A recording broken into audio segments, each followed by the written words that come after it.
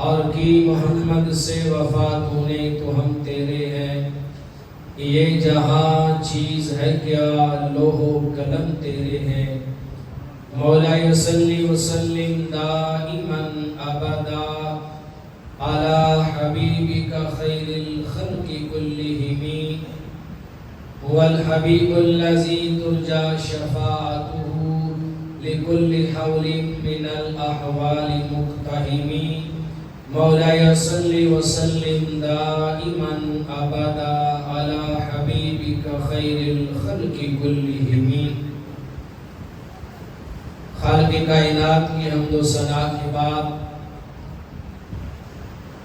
آقا دو جہاں سرور انبیاء نبی محتشم امام الانبیاء صلی اللہ علیہ وآلہ وسلم کے حضور ناز میں اپنی محبتوں، عقیدتوں، ارادتوں اور چاہتوں کا خراج پیش کرنے کے بعد سامعین و حاضرین السلام علیکم ورحمۃ اللہ وبرکاتہ۔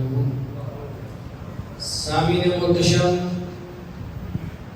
بارگاہ رب لم یزل میں دعا گو ہوں، میرا مالک، میرا خالق، میرا رازق، میرا معبود، میرا بادشاہ حقیقی اس گناہگار اور عاصی کو حق اور سچ کہنے کی توفیق نصیب فرمائے، اور خالق کائنات ہم سب کو کلمہ حق سننے کی صلاحیت نصیب فرمائے۔ خالق کائنات ہمیں حق پر عمل پیرا ہونے کی توفیق نصیب فرمائے۔ رب کائنات کی بارگاہ میں دعا گو ہوں، اللہ رب العزت ہم سب کو کامل ایمان، صحیح عقیدہ اور نجات پانے والے اعمال کی توفیق نصیب فرمائے۔ سامعین محتشم، ماہ ذی الحجہ رواں دواں ہے۔ اس ماہ ذی الحجہ کی آج غالباً 19 تاریخ ہے، اور پچھلے جمعۃ المبارک کے موقع پر ہم نے آپ کے سامنے یہ بات بیان کی تھی کہ 18 ذی الحجہ کو حضور علیہ السلام کے خلیفہ ثالث جامع القرآن، ناشر قرآن، داماد مصطفیٰ، ہم زلف حیدر کرار اور پیکر شرم و حیات سیدنا عثمان غنی رضی اللہ تعالی عنہ کا یوم شہادت ہے، اور ہم نے پچھلے جمعۃ المبارک کے موقع پر آپ کی شہادت کو مختصر انداز میں بیان بھی کیا تھا۔ آج ہم نے 2 چیزیں آپ کے گوش گزار کرنی ہیں۔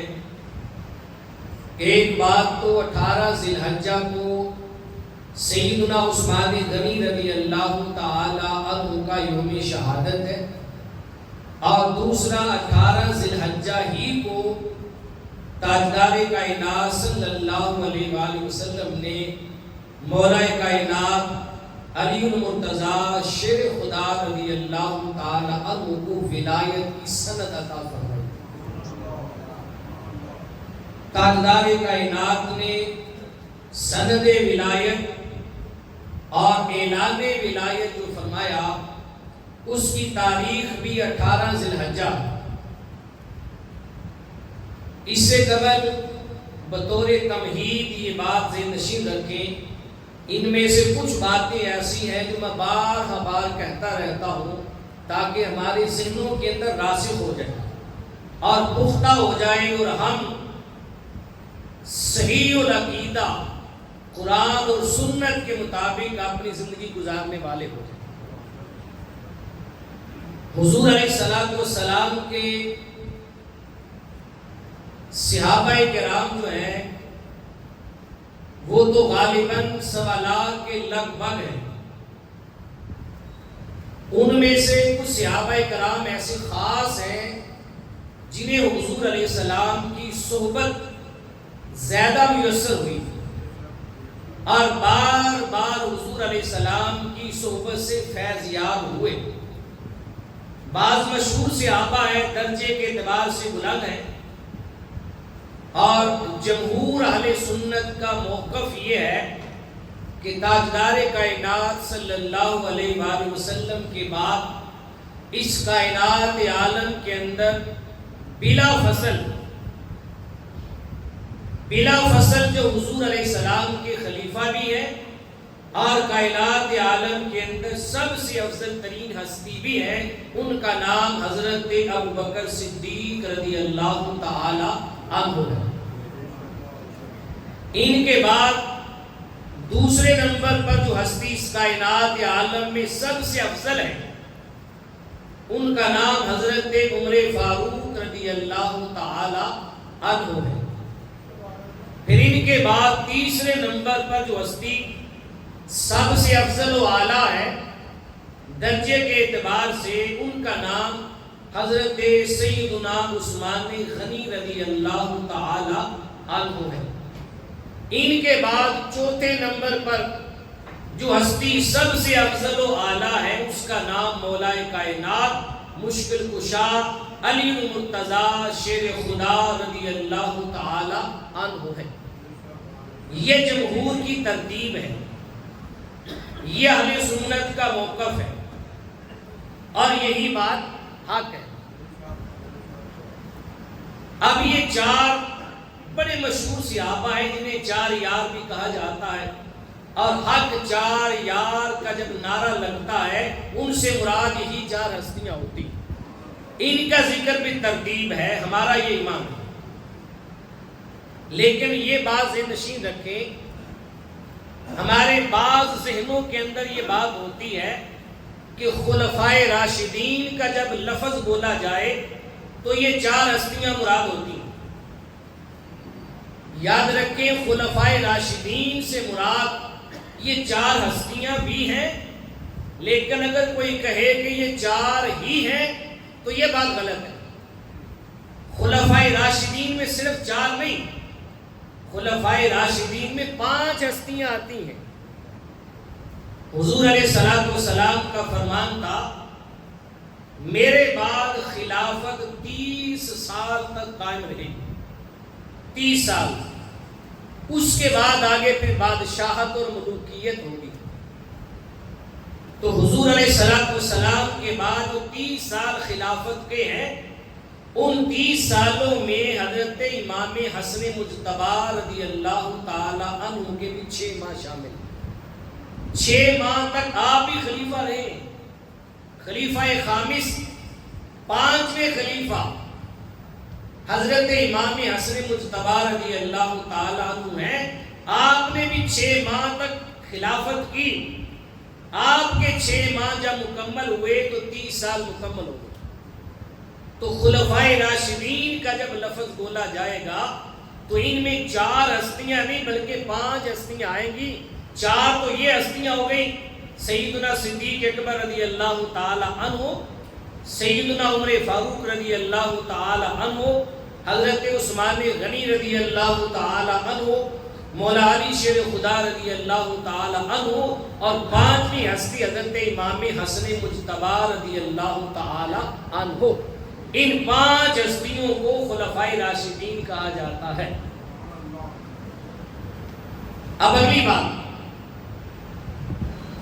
ان پہلی 4 ہستیوں میں سے اگر ان کو دیکھا جائے تو جو 2 ہستیاں ہیں، سیدنا صدیق اکبر رضی اللہ تعالی عنہ اور سیدنا عمر فاروق رضی اللہ تعالی عنہ، اللہ تبارک و تعالیٰ نے جو ان کو مقام اور مرتبہ دیا ہے کسی سے ڈھکا چھپا نہیں.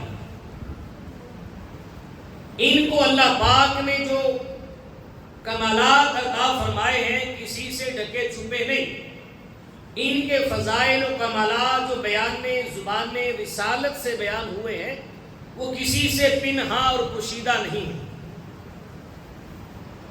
اور یہ 2 ہستیاں وہ ہستیاں ہیں جن کو اللہ نے اتنے بڑے بڑے اعزاز عطا فرمائے، اتنے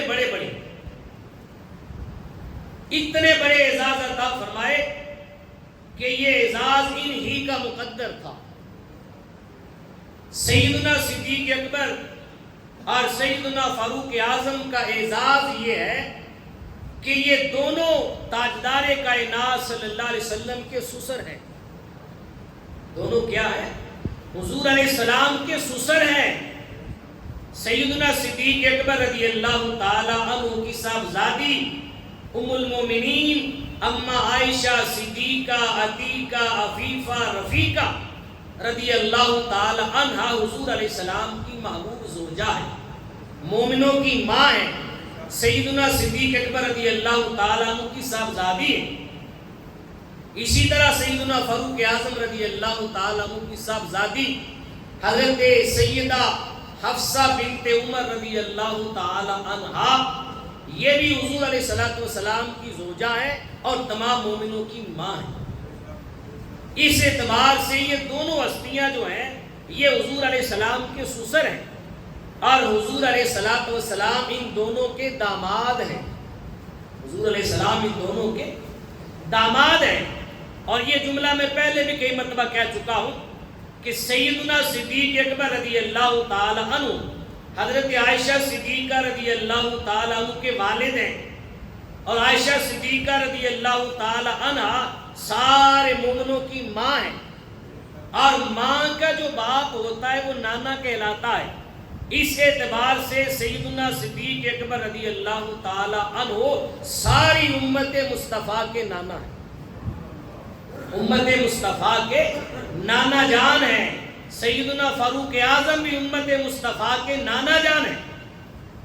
تو یہ دو ہستیاں ہیں کہ حضور ان کے داماد ہیں اور یہ دو ہستیاں حضور کے سسر ہیں۔ ان کو اللہ نے بڑا اعزاز اور مقام دیا۔ ان کے بعد جو دو ہستیاں آ رہی ہیں ان کا مقام اور مرتبہ بھی کسی سے ڈھکا چھپا نہیں ہے۔ ان کی شان بھی زبان رسالت مآب سے بیان ہوئی ہے، اور وقتاً فوقتاً سیدنا عثمان غنی کی شان بھی اور سیدنا مولا کائنات کی شان بھی تاجدار کائنات نے علی اعلان بیان فرمائی۔ اور ان دو ہستیوں کو ایسا اعزاز ملا ہے، وہ اعزاز انہی کا مقدر تھا۔ سیدنا عثمان غنی رضی اللہ تعالی عنہ کے نکاح میں حضور کی دو شہزادیاں آئی۔ مولا علی شیر خدا کے نکاح میں حضور کی ایک شہزادی آئی۔ اس اعتبار سے یہ دونوں جو ہیں یہ حضور علیہ السلام کے داماد ہوئے۔ پہلے دونوں کے داماد حضور ہیں، یہ دونوں حضور کے داماد ہیں، اور حضور علیہ السلام ان دونوں کے سسر ہیں۔ ان چار ہستیوں میں سے دو حضور کے سسر ہوئے اور دو کے حضور سسر ہیں، دو حضور کے داماد ہوئے اور دو کے داماد حضور ہیں۔ اتنا قریبی رشتہ ان کے ساتھ، اور تاجدار کائنات صلی اللہ علیہ وسلم نے وقتاً فوقتاً ان کو جوڑ کے رکھا، ان کے ساتھ اپنی محبتوں کا اظہار فرماتے رہے۔ یہ تھے وہ صحابہ کرام جو خلفائے راشدین میں آتے ہیں اور ان کے جو عزیز اور مقدس رشتے آپس میں۔ اب آئے سیدنا عثمان غنی رضی اللہ تعالی عنہ۔ پچھلے جمعۃ المبارک کے موقع پر بھی میں نے بتایا تھا کہ ذو النورین کا لقب آپ کو بارگاہ رسالت مآب سے عطا ہوا تھا۔ اس کی کئی وجوہات ہیں۔ ایک وجہ تو ہم نے بیان کی تھی کہ آپ کے نکاح میں حضور علیہ السلام کی دو صاحبزادیاں ہیں۔ حضور علیہ السلام کی صاحبزادیاں حضور کا نور ہیں، دو صاحبزادیاں دو نور، تو دو نور آپ کے نکاح میں آئے، اس لیے آپ کا لقب بنا دو نوروں والا، ذو النورین، دو نوروں والا۔ نور کی سرکار سے پایا دوشالہ نور کا، ہو مبارک تجھ کو ذو النورین جوڑا نور کا۔ ایک وجہ تو یہ تھی ذو النورین کہنے کی، اور دوسری وجہ ہم نے یہ بھی بتائی تھی کہ آپ کے ہاتھ سے اللہ پاک نے قرآن کو جمع فرمایا۔ قرآن بھی نور ہے، قرآن بھی کیا ہے؟ قرآن بھی نور ہے، اور سیدنا عثمان غنی ناشر قرآن بھی ہیں اور جامع قرآن بھی ہیں۔ قرآن کو پھیلانے والے بھی ہیں اور قرآن کو جمع کرنے والے بھی ہیں۔ جس ہاتھ کو تاجدار کائنات نے اپنا ہاتھ کہا تھا، اس ہاتھ سے پھر قرآن جمع بھی ہوا، اس ہاتھ سے قرآن پھیلا بھی، تو قرآن بھی نور ہے۔ اس اعتبار سے سیدنا عثمان غنی رضی اللہ تعالیٰ عنہ کا لقب ذو النورین ہے کہ آپ جامع القرآن ہیں اور ناشر قرآن ہیں، جمع کرنے والے اور پھیلانے والے۔ سیدنا عثمان غنی رضی اللہ تعالیٰ عنہ ذو النورین ہیں، دو نوروں والے۔ آپ کی سخاوت مشہور و معروف ہے، سخاوت بھی ایک نور ہے، اور آپ کی سخاوت اسلام سے پہلے بھی اور اسلام کے بعد بھی مشہور ہے۔ ایک حدیث پاک میں آتا ہے، جسے تفسیر روح البیان نے بیان کیا، جو آیت مقدسہ میں نے تلاوت کی ہے، اس کے تحت تفسیر روح البیان کے اندر 10ویں جلد میں صفحہ نمبر 408 پہ یہ بیان ہوا۔ علامہ اسماعیل حقی رحمۃ اللہ تعالی علیہ نے بیان کیا کہ ایک انصاری صحابی تھا مدینہ طیبہ کے اندر، اس کے پڑوس میں ایک منافق رہتا تھا۔ ابھی اس کی منافقت اور اس کا نفاق اہل مدینہ پر ظاہر نہیں ہوا تھا۔ اس کے گھر میں ایک درخت تھا کھجوروں کا، جو انصاری صحابی کے گھر کی جانب جھکا ہوا تھا۔ جب اس کا پھل جھڑتا تھا تو پھل سارے کا سارا اس انصاری صحابی کے گھر کے صحن میں آ کے گرتا تھا۔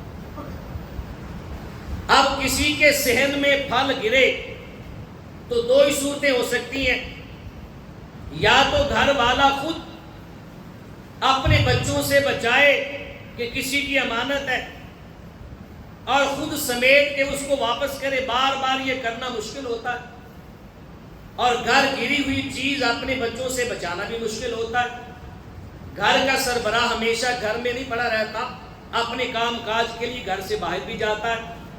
اس انصاری صحابی کے لیے کام مشکل تھا۔ اور دوسری صورت ہے کہ وہ منافق آپ کے گھر میں بار بار جاتا اپنا پھل اکٹھا کرنے کے لیے، تو گھر کے اندر خواتین بھی ہوتی ہیں، غیر محرم پر نظر بھی پڑتی ہے، بے پردگی بھی ہوتی ہے۔ ان ساری چیزوں سے بچانے کے لیے وہ انصاری صحابی حضور کی بارگاہ میں آئے، یا رسول اللہ، اس بندے کا درخت ہے جو میرے مکان کی طرف جھکا ہوا ہے اور پھل میرے گھر میں آ کر گرتا ہے، آقا میں کیا کروں؟ حضور علیہ السلام نے اس شخص کو بلایا اور بلا کر فرمایا کہ تو ایسا کر، اس اپنے ہمسائے سے معاوضہ لے لے، قیمت لے لے، اور قیمت لے کر اپنا درخت اس کو بیچ دے، تاکہ نہ تیری نظر ادھر پڑے، نہ اس کے بچے بغیر پوچھے ہوئے تیرے گھر کا پھل کھائیں۔ اپنا درخت قیمت لے کے اس کو بیچ دے۔ جب تاجدار کائنات نے بڑا پیارا فیصلہ فرمایا، وہ شخص منافق تھا، ابھی نفاق ظاہر نہیں ہوا تھا، اس نے حضور علیہ السلام کی بات سن کر کہا میں آپ کی بات نہیں مانتا۔ اس نے انکار کر دیا، کہا میں درخت نہیں بیچوں گا۔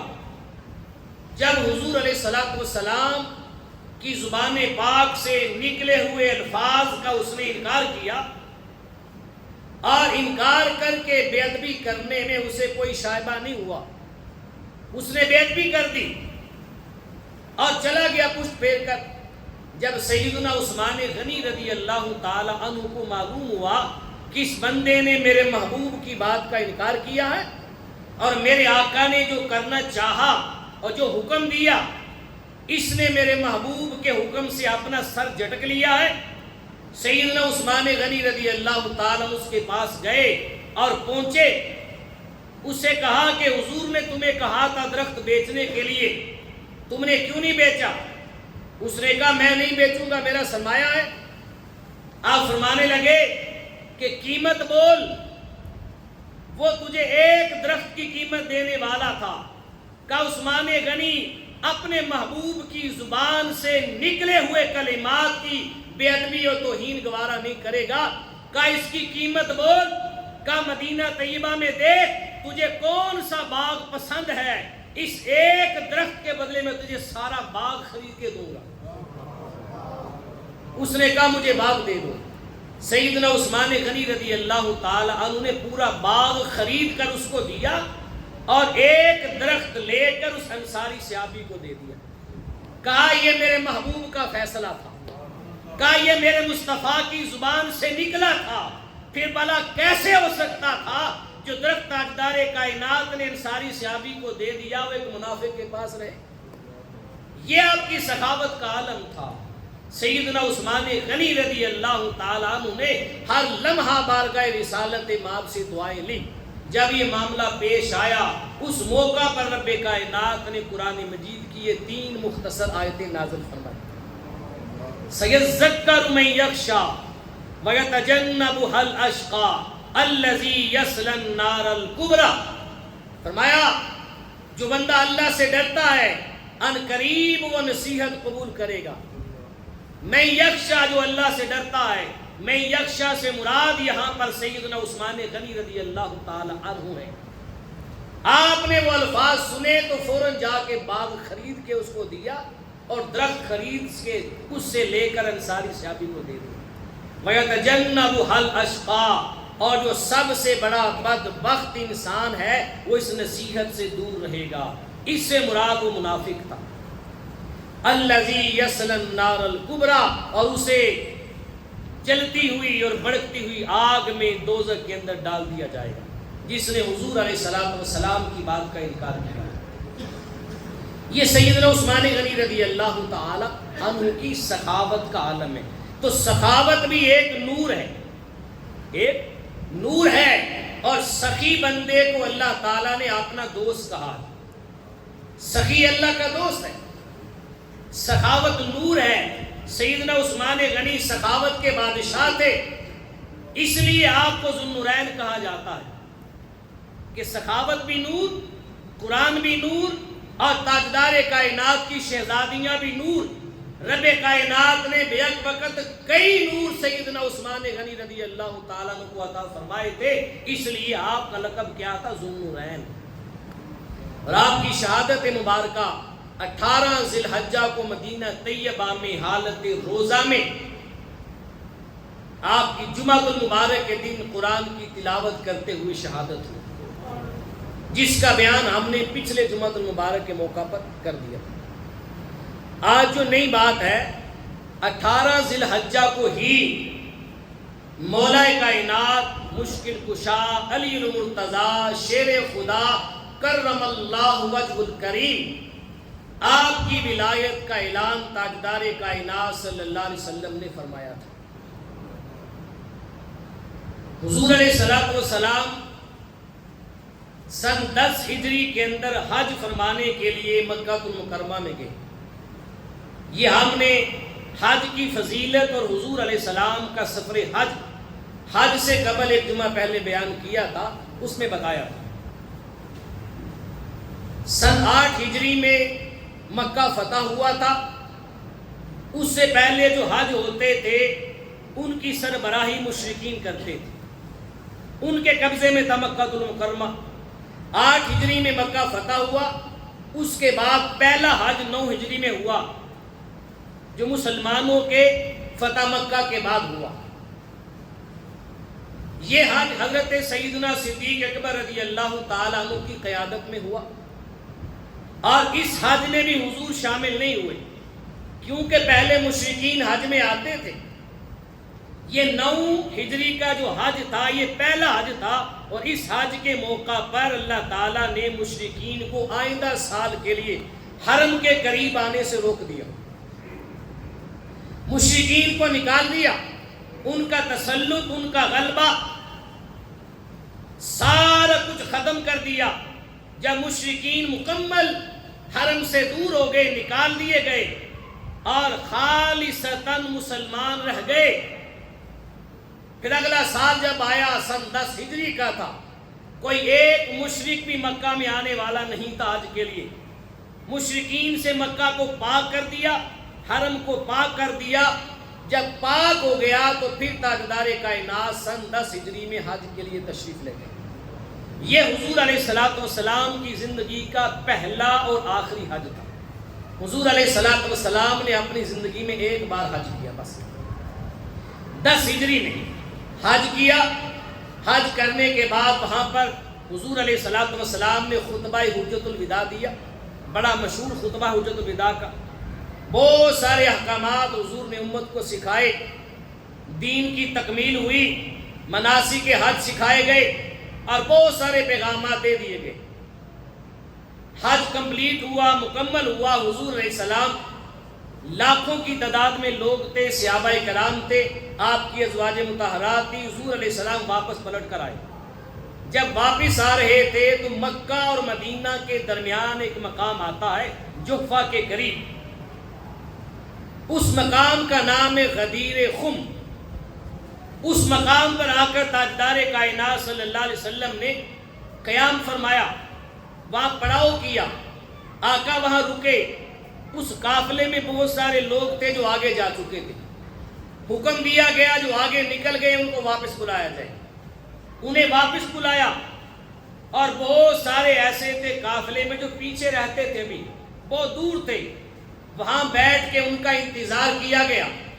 اگلوں کو بھی ملایا گیا اور پچھلوں کا انتظار کیا گیا۔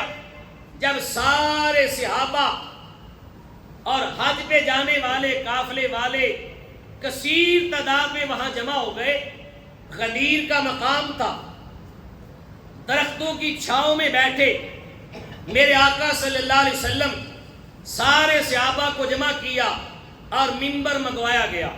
امام حاکم نے المستدرک میں روایت کیا، امام احمد بن حنبل نے اپنی مسند احمد بن حنبل کے اندر روایت کیا، منبر منگوایا گیا۔ اور یاد رکھیں، جب 10 20 25 30 یا 50 بندوں سے بات کرنی ہو تو پھر منبر منگوانے کی ضرورت نہیں ہوتی۔ منبر تب منگوایا جاتا ہے جب مجمع کثیر ہو، جب کثیر مجمع ہو۔ اور دوسری بات یہ ہے کہ جب بات اتنی بڑی نہ ہو اور بات خاص نہ ہو، عام بات ہو، پھر تھوڑے بندوں میں بھی کہہ دی جاتی ہے اور تھوڑے بندے پھیلا کے سب تک پہنچا دیتے ہیں۔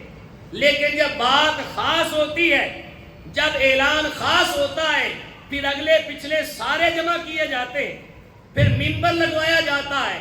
تاجدار کائنات نے غدیر کے مقام پہ منبر منگوایا، منبر رکھا گیا، میرے مصطفیٰ منبر پہ جلوہ گر ہوئے، منبر پہ کھڑے ہوئے اور کھڑے ہو کے تاجدار کائنات نے منبر پہ خطبہ دیا۔ یہ خطبہ بڑا خاص تھا۔ اس خطبے کے لیے تاجدار کائنات نے غدیر خم کا مقام چنا۔ یہ خطبہ حج کے موقع پر میدان عرفات میں بھی دیا جا سکتا تھا، مینا کے اندر بھی ہو سکتا تھا، مزدلفہ میں ہو سکتا تھا، حرم کعبہ میں ہو سکتا تھا، لیکن وہاں حضور علیہ السلام نے ایسا نہیں کیا۔ تاجدار کائنات نے اس اعلان کو باقی سارے معاملات سے الگ رکھا اور تاجدار کائنات منبر پہ کھڑے ہوئے، منبر پہ کھڑے ہو کے فرمایا، لوگو انی ترکت فیکم امرین وقال انی تارکم فیکم ثقلین لن تضلوا ان تمسکتم بها ولن تضلوا ان اتبعتم بهما۔ کہا لوگو میں تمہارے اندر 2 چیزیں چھوڑ کے جا رہا ہوں، 2 چیزیں چھوڑ کے جا رہا ہوں۔ یہ چھوڑ کے جا رہا ہوں، اس سے حضور علیہ السلام نے اپنے وصال کا اشارہ بھی دے دیا۔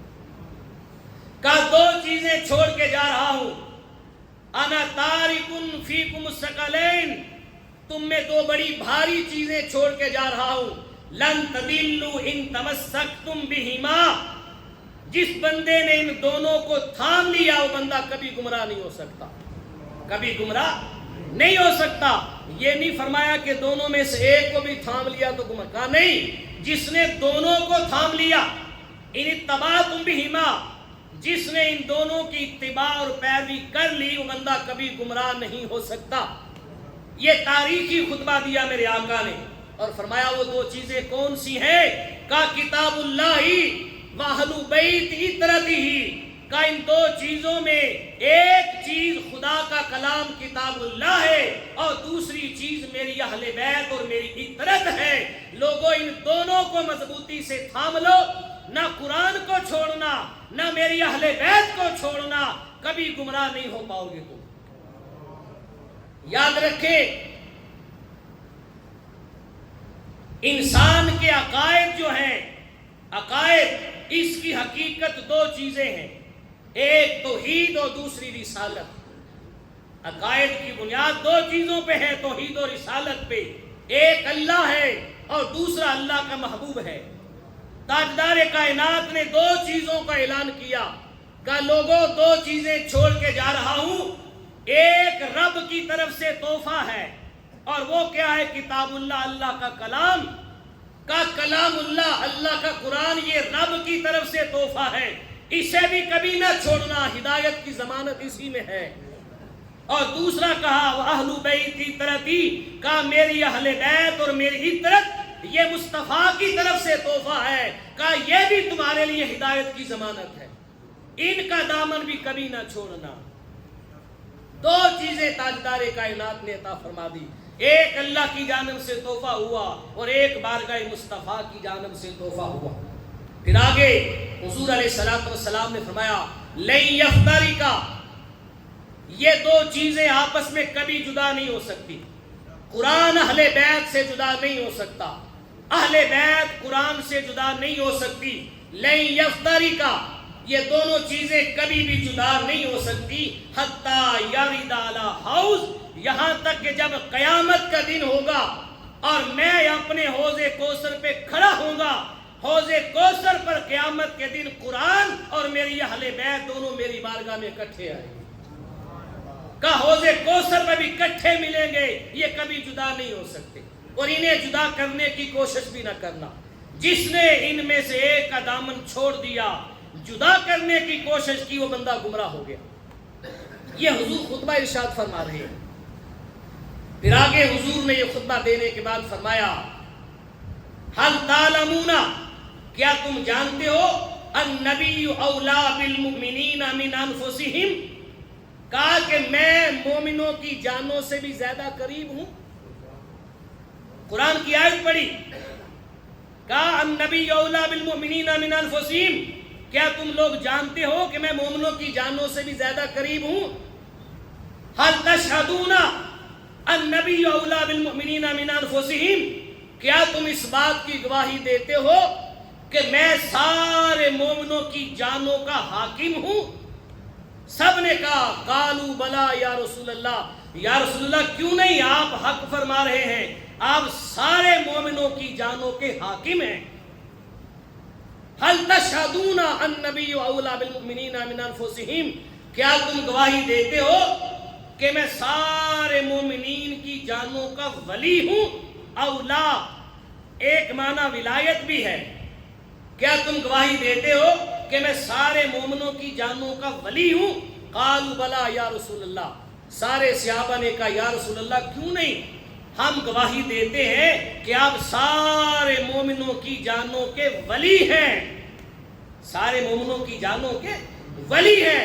جب سارے مجمع نے تاجدار کائنات کی ولایت کی گواہی دے دی، کہا میں ولی ہوں سارے مومنوں کی جانوں کا، جب سب نے حضور کی ولایت کی گواہی دے دی، پھر تاجدار کائنات نے اپنے خطبے کو آگے بڑھاتے ہوئے صحابہ فرماتے کیا کہا، فَآخَذَ بِيَدِ عَلِيٍّ، تاجدار کائنات نے مولا علی شیر خدا کو بلایا، مولا علی شیر خدا کو بلا کر فَآخَذَ بِيَدِ عَلِيٍّ، حضرت علی کا ہاتھ پکڑا، اور ہاتھ پکڑ کر وادی غدیر خم کے اندر تاجدار کائنات نے مولا علی کا ہاتھ اٹھا کر کہا لوگو تم نے میری ولایت کی گواہی دی ہے اور میری ولایت کو مانا ہے، اب میرے اعلان کو سن لو، کہا من کنت مولاہ فعلی مولاہ، آج کے بعد جس کا میں مولا ہوں اس کا علی بھی مولا ہے،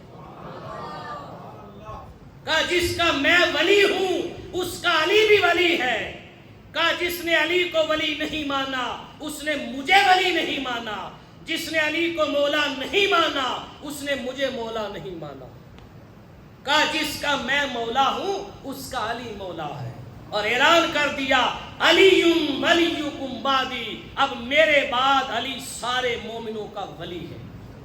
میرے بعد علی سارے مومنوں کا کیا ہے؟ ولی ہے۔ پھر تاجدار کائنات نے یہ اعلان کرنے کے بعد اللہ کی بارگاہ میں دعا کے لیے ہاتھ اٹھا دیا۔ ہاتھ اٹھا کے تاجدار کائنات نے دعا فرمائی، اپنے امام سے بتائیں کہ امام الانبیاء اور رب کے محبوب رب کے حضور دعا کریں تو کیا رب دعا رد کرے گا؟ رب نے دعا قبول نہیں فرمائی ہوگی؟ یقیناً قبول کی ہوگی۔ تاجدار کائنات نے کیا دعا کی؟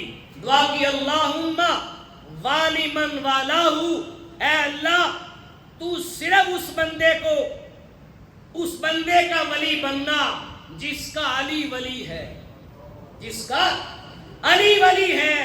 وَمَنْ آدَا وَآدَا مَنْ آدَاہُ، اور کہا اس بندے کو اپنا دشمن رکھنا جو علی کا دشمن ہے، جو علی کا دشمن ہے۔ جو علی کو ولی مانے اسے اپنا ولی بنانا، اس کا ولی بننا، اور جو علی کا دشمن ہو مولا تو اس کا دشمن بننا۔ پھر عرض کی وَانْصُرْ مَنْ نَصَرَهُ، اے اللہ جو علی کی مدد کرے تو اس کی مدد کرنا۔ وَاخْذُلْ مَنْ خَذَلَهُ، اے اللہ جو علی کو برا جانے اس کو ذلیل کرنا۔ وَمَنْ أَحَبَّ كُلَّهُ حَبِيبًا، اور جو بندہ علی سے محبت کرے اے اللہ تو اسے اپنا حبیب بنا لینا۔ مَنْ أَبْغَضَهُ كُلَّ مُبْغَضٍ، اور جو بندہ علی کے ساتھ بغض رکھے اے اللہ تو اس کے ساتھ بغض رکھنا۔ یہ دعائیں تاجدار کائنات صلی اللہ علیہ وسلم نے حجت الوداع کے بعد واپسی آتے ہوئے غدیر خم کے موقع پر 18 ذی الحجہ کو فرمائی۔ 18 ذی الحجہ کو جب یہ اعلان ولایت علی ہو گیا کہ جس کا میں مولا اس کا علی مولا، جس کا میں ولی ہوں اس کا علی ولی ہے، تاجدار کائنات نے مولا علی شیر خدا کی ولایت کا اعلان فرمایا غدیر خم کے موقع پر۔ اب اعلان کے بعد سب سے پہلے مولا علی شیر خدا رضی اللہ تعالی عنہ کو مبارکبادی کس ہستی نے دی؟ دیکھیں خلافت راشدہ بتا رہا ہوں۔ اب خلافت راشدہ کیا ہے؟ سب سے پہلے مبارکباد کس نے دی؟ جب حضور نے مولا علی شیر خدا کی ولایت کا اعلان فرمایا تو سیدنا صدیق اکبر رضی اللہ تعالیٰ عنہ کھڑے ہوئے، سیدنا فاروق اعظم رضی اللہ تعالیٰ عنہ کھڑے ہوئے۔ یہ دونوں ہستیاں کھڑی ہوئی اور کھڑے ہو کر سب سے پہلے جا کر کہا علی تمہیں مبارک ہو، تاجدار کائنات نے تجھے مومنوں کا ولی بنا دیا ہے، تمہیں مبارک ہو۔ سب سے پہلے ان دونوں ہستیوں نے مولا علی کو جا کر مبارکباد پیش کی، اور سیدنا فاروق اعظم رضی اللہ تعالیٰ عنہ کی زبان کے الفاظ کیا تھے؟ آپ جب مولا علی شیر خدا کے پاس گئے تو کہا علی انت مولایا و مولا کل مومنین، اے علی آج کے بعد تم میرا بھی مولا ہے اور سارے مومنوں کا بھی مولا ہے۔ یہ سیدنا عمر فاروق رضی اللہ تعالیٰ عنہ کہہ رہے ہیں، اور یہ اعلان کب ہوا؟ 18 ذی الحجہ کو، سن 10 ہجری، سن 10 ہجری کو 18 ذی الحجہ کو حجت الوداع کے بعد مقام میں غدیر خم پر تاجدار کائنات نے مولا علی شیر خدا کی ولایت کا اعلان فرمایا، اور پھر اس کے 25 سالوں کے بعد جا کر مدینہ طیبہ کی سرزمین پر سن 35 ہجری میں اسی دن سیدنا عثمان غنی رضی اللہ تعالی عنہ کی شہادت بھی، اسی دن شہادت ہوئی۔ اب بات ختم کر رہا ہوں۔ بعض لوگوں نے سوشل میڈیا پر بڑا شور مچایا ہوتا ہے، وہ سیدنا عثمان غنی رضی اللہ تعالیٰ عنہ کی شہادت اور مولا علی شیر خدا رضی اللہ تعالیٰ عنہ کی ولایت، ان کو جدا جدا کرتے ہیں، الگ کرتے ہیں، اور صحابہ اور اہل بیت کا آپس میں تفرقہ ڈالتے ہیں۔ نہیں، ہم تاجدار کائنات صلی اللہ علیہ وسلم کے غدیر خم کے کیے ہوئے اعلان پر بھی ایمان لاتے ہیں، اور سیدنا عثمان غنی رضی اللہ تعالیٰ عنہ کی شہادت کی خبر بھی تاجدار کائنات نے ہی دی تھی، ہمارا اس پر بھی ایمان ہے۔ عثمان غنی بھی ہمارے ہیں، مولا کائنات بھی ہمارے ہیں۔ عثمان غنی رضی اللہ تعالیٰ عنہ کی شہادت کو بھی سلام، اور مولا کائنات کی ولایت کو بھی سلام۔ نہ مولا کائنات کی ولایت سے انکار ہے، نہ کسی صحابی کی صحابیت سے انکار ہے، دونوں کو بیان کیا جائے، لیکن کبھی ایسا نہ ہو کہ سیدنا عثمان غنی رضی اللہ تعالیٰ عنہ کی شہادت بیان کرتے ہوئے مولا کائنات کی شان کو کم کرنے کی کوشش کی جائے، نہیں۔ اور ایسا بھی نہ ہو مولا کائنات کی ولایت کو بیان کرتے ہوئے سیدنا عثمان غنی کے مقام کو اپنے تصور و خیالات میں بھی کم کرنے کی کوشش کی جائے، نہیں۔ جو مقام و مرتبے اللہ نے انہیں دیے ہیں کوئی کم نہیں کر سکتا، جو فضیلتیں تاجدار کائنات نے بیان کی ہے وہ کوئی کم نہیں کر سکتا۔ بس اتنا سمجھ لیجئے کہ مولا علی بھی حضور کے داماد ہیں، سیدنا عثمان غنی بھی مصطفیٰ کے داماد ہیں، اور یہ دونوں ہستیاں آپس میں ہم زلف ہیں۔ آپس میں کیا ہے؟ ہم زلف ہیں۔ ان کی شہادت سے بھی اسلام روشن ہوا ہے، ان کی ولایت سے بھی اسلام روشن ہوا ہے۔ دونوں کے اپنے اپنے مقام ہے، کبھی کسی کے مقام اور مرتبے کو تولنے کی کوشش نہ کریں۔ اللہ پاک ہم سب کو حضور کی اہل بیت اور کل اصحاب کی محبت نصیب فرمائے۔ وما علیہ الا اللہ۔